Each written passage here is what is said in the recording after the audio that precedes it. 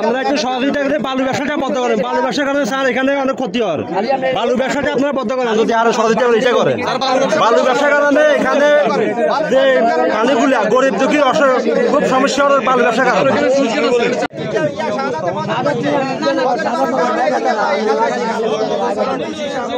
তোমরা এখানে গিয়ে তোমরা সারা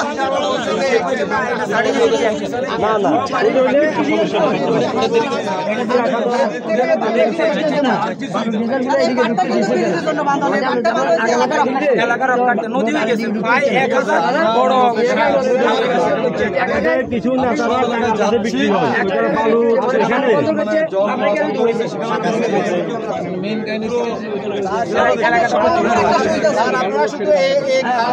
এখানে পানির লাইন পর্যবেক্ষণ করলে আমরা বলতে পারি।